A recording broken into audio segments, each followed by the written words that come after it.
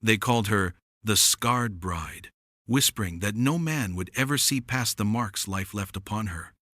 But when he placed a ring on her finger and claimed her as his own, it made everyone wonder, was true beauty always written deeper than skin? The church falls silent except for the cruel whispers that slice through the air like winter wind. The scarred bride, they call her, and each utterance of those words is a dagger aimed at her heart. She stands at the altar in a white dress that seems to mock her, a veil pulled low, to hide what the world has deemed too hideous to witness. I can see her trembling from where I stand in the back of the church. Her hands shake as she clutches a small bouquet of wildflowers, the only beauty anyone bothers to acknowledge about this moment. The preacher shifts uncomfortably, his eyes darting between her veiled face and the crowd of onlookers who've come not to celebrate love, but to gawk at what they consider a spectacle. She should have stayed hidden. Someone whispers behind gloved hands, "No man should have to look at that for the rest of his life." The words hit their mark, and I watch her shoulders sag under the weight of their cruelty. But they don't know what I know. They can't see what I see when I look at her. While they focus on scars that tell a story of survival, I see strength that could move mountains. Where they see damage, I see a woman who's endured more pain than most could bear, and still stands breathing, still hopes for something better. The groom her intended hasn't arrived. Word spreads through the pews like wildfire that he's had second thoughts, that he can't go through with marrying damaged goods. The humiliation is palpable, settling over her like a shroud. She's about to become not just the scarred bride, but the abandoned bride as well. That's when I step forward. My boots echo against the wooden floor as I walk down that aisle, every eye in the church following my movement. The whispers grow louder, more confused. What's he doing? Is that the Thompson boy? Has he lost his mind? I stop beside her at the altar, and for the first time in months, she raises her head to look at me through that veil.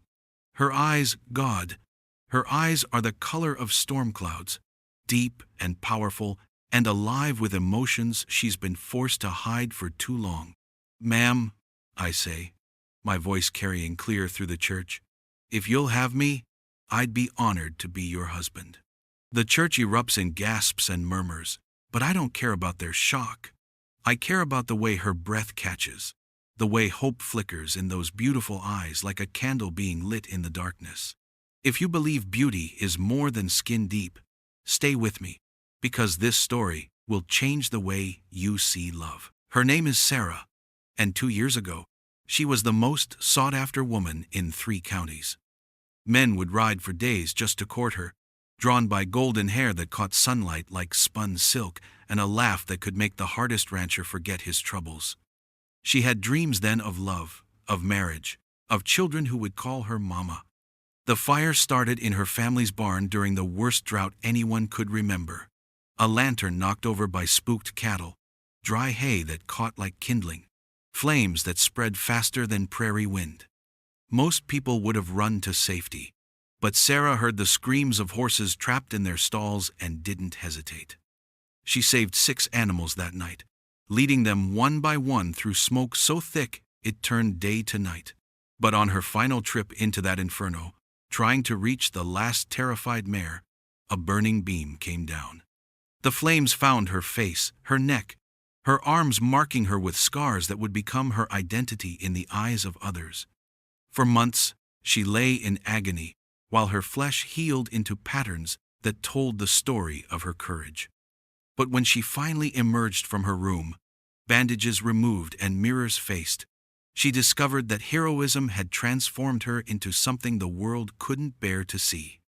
The same men who once competed for her attention now crossed the street to avoid looking at her. Children pointed and stared until their mothers hushed them with embarrassed apologies. Her own family, who should have been her refuge, became her prison wardens. "It's for your own good," her mother would say, pulling curtains closed when visitors came. "People aren't ready to see this." Her father spoke of her in past tense, as if the daughter he'd loved had died in that fire and been replaced by a stranger wearing her name. The engagement had been arranged before the fire, a business transaction between her father and a cattle baron's son, who needed a wife with good breeding and social connections. After the accident, negotiations continued, but the terms changed. The dowry increased. Provisions were made for her to wear veils in public, to avoid social functions, to essentially disappear from view while still fulfilling the contractual obligations of marriage. She agreed because she believed she had no choice. Who else would want her now? Who else would see past the evidence of flames that had tried to claim her? The scars had convinced her that she was damaged goods, that accepting a loveless marriage to a man who could barely stomach looking at her was the best she could hope for.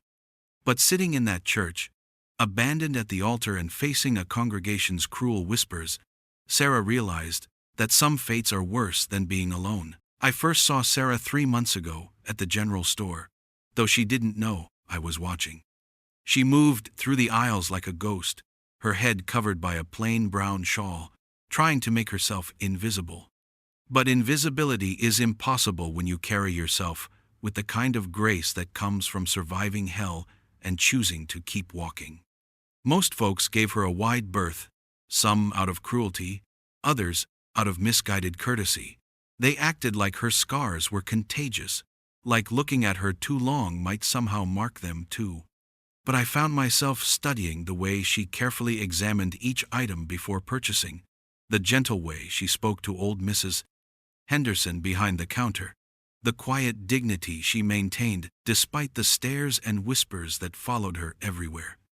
It was her hands that first captured my attention, scarred but graceful, moving with purpose and care.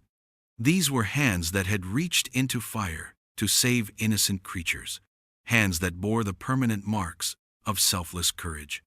While others saw disfigurement, I saw proof of the kind of character most people only claim to possess.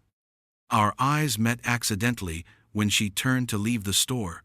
For just a moment, her shawl slipped, revealing the scars that rippled across the left side of her face like waves frozen in time. I expected her to look away in shame, to hurry past with downcast eyes as she did with everyone else. Instead, something remarkable happened. When she realized I wasn't flinching, wasn't turning away in disgust or pity, a spark of defiance flashed in those storm cloud eyes. She straightened her shoulders, lifted her chin slightly, and met my gaze with a directness that took my breath away. For that brief moment, she wasn't the scarred bride, or the woman everyone whispered about. She was Sarah, proud and unbroken despite everything the world had done to convince her otherwise. "Good afternoon," I said, tipping my hat like I would to any lady deserving of respect. Her response was barely a whisper, but it carried the weight of someone remembering what it felt like to be treated as human. "Good afternoon." I watched her walk away, noting how she moved with unconscious elegance, despite trying to make herself small. That night, I couldn't stop thinking about that moment of eye contact, the way she'd briefly dropped her guard and let me see the woman she used to be, maybe still was, buried beneath layers of others' cruelty and her own internalized shame. Over the following weeks, I found excuses to be places where our paths might cross. The church social, the town square on market day, anywhere I might catch another glimpse of the strength I'd witnessed in the general store. Each time, I saw more evidence of the woman everyone else refused to acknowledge, her kindness to children who hadn't yet learned to fear her appearance, her generosity to families struggling more than her own, her quiet resilience in the face of constant rejection. The church erupts in chaos when I make my offer. Voices rise in disbelief, shock, and in some cases, barely concealed outrage. Has he lost his mind? This is a joke, surely. Someone needs to stop this madness before it goes too far. Mrs. Garrett, the banker's wife and self-appointed guardian of social propriety, actually stands up from her pew. "Young man, you clearly don't understand what you're saying. This poor girl has been damaged. You can't possibly mean to—" "I mean every word," I interrupt, my voice cutting through her protests like a blade. "And I'd thank you to show some respect for the lady. The preacher clears his throat nervously, glancing between Sarah and me and the increasingly agitated congregation. Son, this is highly irregular. The banns haven't been read, there's been no proper courtship, and the lady is already, that is, she was promised to. To a coward who couldn't face his obligations, I finish for him. A man who left her standing here to be humiliated in front of the whole town. Seems to me that releases her from any promises she might have made. Sarah hasn't spoken yet, but I can feel her staring at me through that veil. I turn to face her fully, ignoring the gasps and murmurs from the crowd. Miss Sarah, I know this isn't what you planned. I know you don't know me well enough to trust me yet. But I'm asking you to take a chance, not on marriage right now, if that's too much, but on the possibility that someone might see your worth. Her voice, when it comes, is so soft I have to lean closer to hear it. Why? The single word carries the weight of 2 years of rejection, of being told she was unworthy of love, of believing that her scars had erased her value as a human being. Because, I say, loudly enough for the whole church to hear, you're the bravest person I've ever met. Because you saved 6 horses from burning alive while everyone else stood watching. Because you've endured 2 years of cruelty, with more grace than any of these people could manage for 2 days. The crowd's murmurs turn angry now. Someone shouts that I'm making a mockery of the institution of marriage. Another voice claims I'm either drunk or insane. A few people actually get up and walk out, as if witnessing an act of human decency is too offensive for their delicate sensibilities. But I keep my attention focused on Sarah. Slowly, carefully, she reaches up and lifts the veil from her face. The scars are there, yes, raised and discolored patches that speak of unimaginable pain. But they're just part of her story, not the whole of it. Her eyes are clear and intelligent, her mouth soft, despite years of holding back words, her chin set with determination that 2 years of hiding haven't managed to break. You don't know what you're asking for, she whispers. Yes, I do, I reply, extending my hand to her. I'm asking for the honor of standing beside the strongest woman in this room. When Sarah places her scarred hand in mine, the church falls silent, except for the sound of Mrs. Garrett's scandalized gasp. Her fingers are trembling, but her grip is firm, the handshake of someone who's made a decision to trust, despite every reason not to. The preacher looks between us with the expression of a man caught between duty and disbelief. This is most irregular. Without proper preparation, without the reading of banns. Reverend, I say, my voice steady despite the rapid beating of my heart, this woman has been prepared for heartbreak her whole life. She's been read every possible reason why she shouldn't expect happiness. Maybe it's time someone offered her something different. I turn to face the congregation, still holding Sarah's hand, and speak the words that have been building in my chest for months. I've watched this community treat Sarah like she's something to be hidden away, something shameful. You've whispered about her like she can't hear you, avoided her like she's contagious, made her believe she's worth less than she was before that fire. My voice grows stronger with each word. But I see a woman who ran into flames to save helpless animals. I see someone who's endured 2 years of cruelty without becoming cruel herself. I see grace under pressure, kindness despite rejection, and courage that puts every person in this room to shame. Sarah's grip on my hand tightens. When I look at her, tears are streaming down her face, but for the first time since I've known her, they don't seem to be tears of pain. Sarah, I say, speaking directly to her now, while the church full of people becomes irrelevant, I can't promise you a perfect life. I can't undo what happened in that fire, and I can't control how other people choose to see you. But I can promise you this: you will never be hidden again. You will never be treated as less than the remarkable woman you are, and you will never doubt your worth as long as I'm breathing.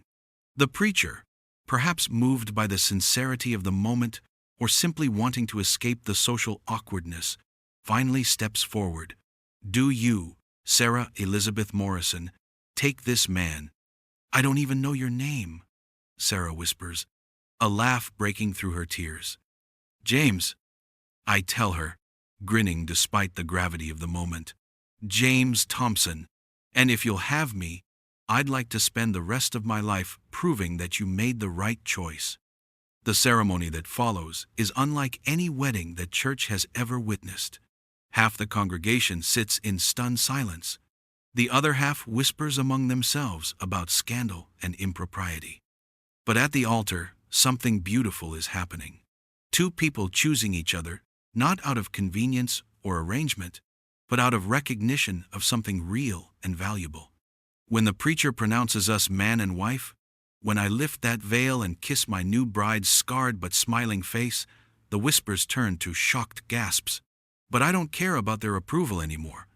I care about the way Sarah looks at me like I've just handed her back her life. The ride from town to my ranch stretches 8 miles through rolling prairie and scattered oak groves, but it feels like crossing into another world entirely. Behind us, Cedar Ridge buzzes with gossip about the day's unexpected events. Ahead lies my small spread, modest but honest, a place where Sarah can begin to understand what it means to be valued. She sits beside me on the wagon seat, her wedding dress now covered by my spare coat to protect against the evening chill.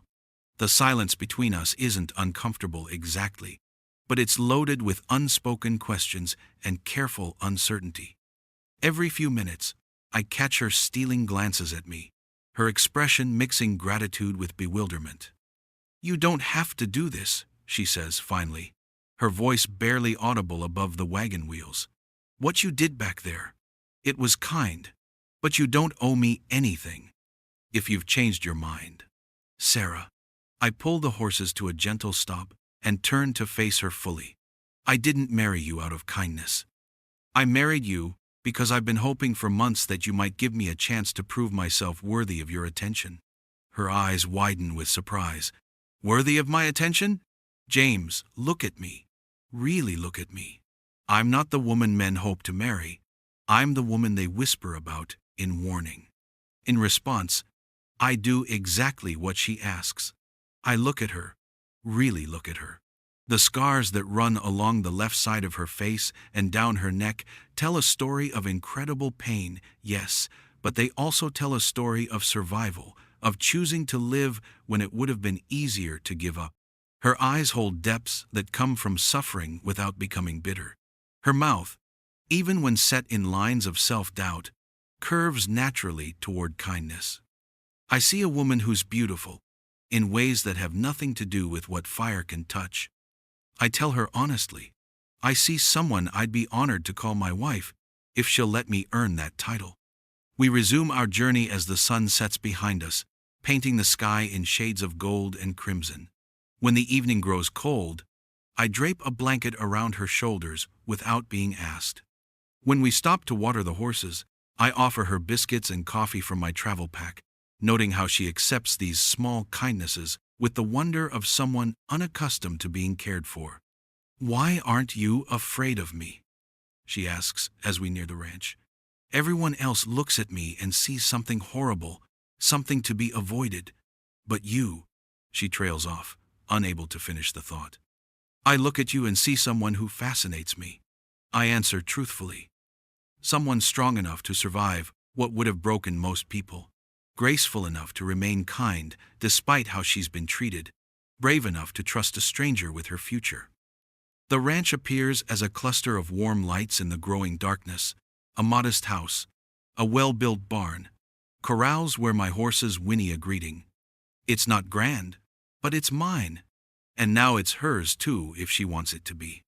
"It's not much," I say, as I help her down from the wagon, noting how she automatically pulls back when my hands span her waist, then forces herself to accept the contact. "But it's peaceful. No one comes here to stare or whisper. You can be yourself." For the first time since I've known her, Sarah smiles, really smiles. Not the polite expression she wears in public, but something genuine and bright that transforms her entire face. The first weeks of our marriage unfold like a delicate dance, both of us learning the steps as we go. Sarah moves through my house, our house, like someone afraid she might accidentally break something precious. She asks permission to rearrange furniture, apologizes for using too much firewood, tries to make herself as small and unobtrusive as possible. It takes time for her to understand that she's not a guest here, that this is her home now, and she has every right to claim it. But gradually, I watch her begin to relax. She reorganizes the kitchen with an efficiency that speaks of natural domestic skills long suppressed. She tends a small garden behind the house, coaxing vegetables and flowers from soil that had been neglected during my bachelor years. The real revelation comes in the quiet moments, when she forgets to be self-conscious about her appearance. I watch her humming while she hangs laundry, the melody carrying clear and sweet on the morning air. I see her laughing at the antics of my border collie, who's decided she's his new favorite person. I witness her gentle patience with my horses, especially the skittish mare who'd been mistreated by previous owners. She doesn't trust easily. I tell Sarah one evening, as we watch the mare finally accept a handful of oats from her outstretched palm. "I can understand that," Sarah replies, her voice soft with empathy. "Sometimes when you've been hurt, it takes time to believe that gentle hands won't suddenly turn cruel. It's in these moments that I see the woman she was before the fire tried to steal her confidence, intelligent, compassionate, with a natural grace that no amount of scarring can diminish. She moves with unconscious elegance while kneading bread, her scarred hands creating something nourishing and beautiful. She tends to scraped knees on ranch hands' children with the same care she shows my injured animals, her touch gentle despite the rough texture of her fingertips. One evening, I find her sitting on the porch steps, watching the sunset paint the sky in brilliant oranges and purples. She's removed the shawl she usually wears to hide her scars, and the dying light catches the textured skin in a way that reminds me of weathered leather or tree bark. Natural, earned, beautiful in its own way. "It's peaceful here," she says when I settle beside her. "I'd forgotten what it felt like to not be watched, not be judged every moment." "You should never have had to learn that feeling in the first place," I reply, noting how she no longer automatically flinches when I sit close to her. "What happened to you was cruel, but it wasn't your fault, and it doesn't define your worth." She turns to look at me then, her eyes searching my face for any sign of deception or pity. Finding neither, she smiles the same genuine expression that's been appearing more frequently as she learns to trust not just me, but herself. "I used to think I was broken," she admits quietly, "damaged beyond repair. But watching how you see me, maybe I'm just different now. Maybe different doesn't have to mean less." That night, for the first time since our wedding, she doesn't retreat to her room immediately after dinner. Instead, we sit together in the main room, she with her mending, and I with my account books, comfortable in shared silence that speaks of growing familiarity and trust. The trouble starts when we ride into town together for the first time as a married couple. I've been making the weekly supply runs alone, wanting to give Sarah time to settle into our life without subjecting her to the stares and whispers that seem to follow her everywhere. But today she insists on coming with me, and I can see the determination in her eyes, the quiet resolve of someone who's decided to stop hiding. "I can't spend the rest of my life afraid of what people think," she tells me as we approach Cedar Ridge's main street. "If I'm going to be your wife, really be your wife, then I need to stop acting like I'm ashamed of who I am." The reaction to our appearance is immediate and predictable. Conversations stop mid-sentence as we pass. Children point until their mothers hush them with embarrassed urgency. "Mrs. Garrett practically presses herself against the mercantile window to avoid sharing the sidewalk with us. But something has changed in Sarah during our weeks together at the ranch. She no longer hunches her shoulders or tries to hide behind me. Instead, she walks with her head up, her scarred hand linked confidently through my arm, meeting curious stares with calm dignity that seems to unsettle people more than her appearance ever did. The confrontation comes outside the general store, when Tom Bradley, the cattle baron's son, who abandoned her at the altar, appears with his new fiancée, a pretty young thing, who looks at Sarah with the kind of horrified fascination people usually reserve for circus exhibits. "Well, well," Tom says, his voice carrying just loud enough for bystanders to hear, "looks like old James found himself a charity case after all. Tell me, Thompson, do you keep her face covered when you're at home, or have you just gotten used to the sight?" The insult hits its mark. I feel Sarah tense beside me, see her chin tremble slightly as old wounds threaten to reopen. For a moment, she's the broken woman who believed she deserved nothing better than a loveless marriage to a man who could barely stand to look at her. But then something remarkable happens. Instead of shrinking away from the cruelty, Sarah straightens her shoulders and looks Tom Bradley directly in the eye. "I'm sorry you're still so frightened of me, Tom," she says, her voice clear and steady. "But I suppose it takes a certain kind of courage to appreciate what real beauty looks like. And we both know you've never been particularly brave." The crowd that's gathered to witness the confrontation goes dead silent. Tom's face flushes red with embarrassment and anger, but before he can respond, I step forward. "My wife," I say, emphasizing the word with unmistakable pride, "is worth 10 of you on your best day. She's braver, kinder, and more honorable than anyone in this town has sense enough to recognize. And if I hear you speak disrespectfully to her again, you'll answer to me." We walk away then, leaving Tom Bradley speechless and the crowd buzzing with shocked whispers. But this time, the whispers are different. This time, they're not just about the scarred bride. They're about the woman who faced down her former fiancé with grace and dignity. About the man who defended her with unwavering loyalty. About a love story that refuses to be defined by other people's limitations. That evening, as we sit together on our porch watching the stars emerge in the darkening sky, Sarah leans against my shoulder with a contentment I've never seen in her before. "Thank you," she says quietly, "for helping me remember who I am." "Thank you," I reply, pressing a kiss to the top of her head, "for letting me see who you've always been." If you thought these were crazy, you won't want to miss what happens in this next video.